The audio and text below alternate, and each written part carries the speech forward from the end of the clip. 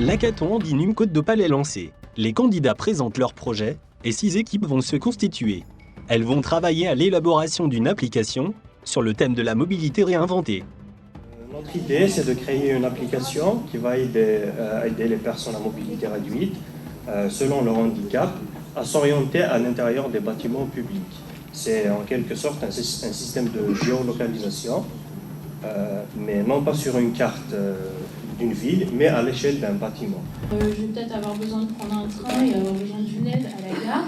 Et quand je vais arriver dans l'hôpital, je vais aussi avoir besoin de savoir où me diriger, dans quel service et jusqu'à quelle porte. Et d'abord, identifier les différents types de handicap et voir comment on pourrait les aider à trouver les services pour les aider dans la ville. Par exemple, géolocaliser une personne handicapée et lui dire où est-ce qu'elle peut partir autour d'elle, un endroit qui est accessible.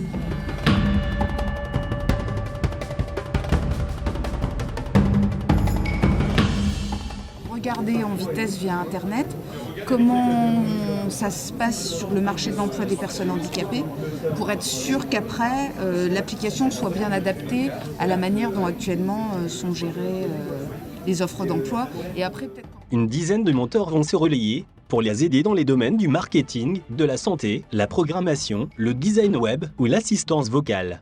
L'idée, c'est les amener à se poser les bonnes questions pour, à un moment donné, peut-être débloquer quelque chose sur lequel ils sont un petit peu coincés.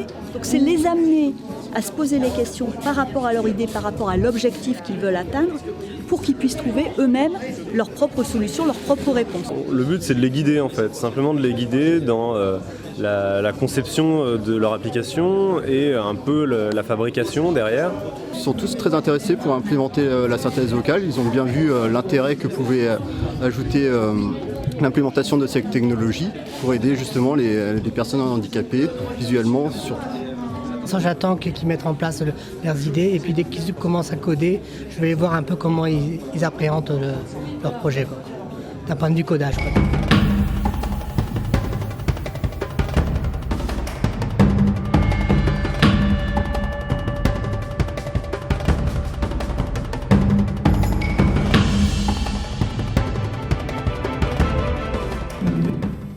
Et on peut sélectionner ensuite l'itinéraire. Donc l'itinéraire, c'est comme l'a dit mon collègue, il y a 3 itinéraires possibles. Un itinéraire avec des chemins en vert, qui signifie en fait que les chemins sont accessibles aux personnes à mobilité réduite. Donc il est un peu speed. Les 7 membres du jury sont à l'écoute de la présentation des projets. Ils vont juger de la viabilité et de la faisabilité de ces applications sur la mobilité réinventée.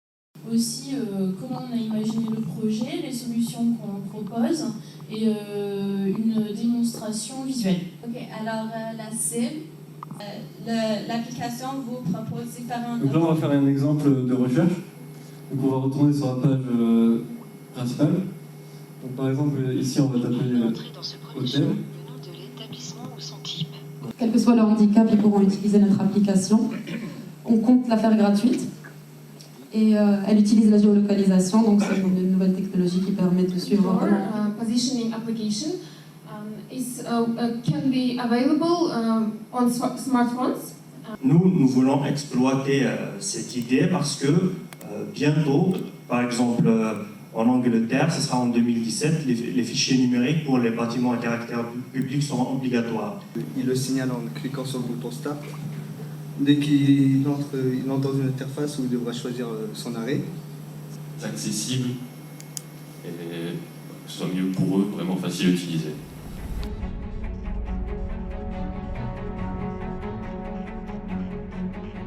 Les troisièmes sont l'équipe qui s'appelle Europe.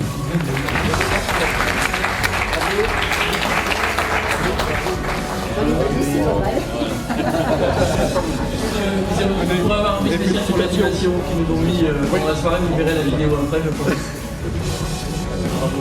Bravo.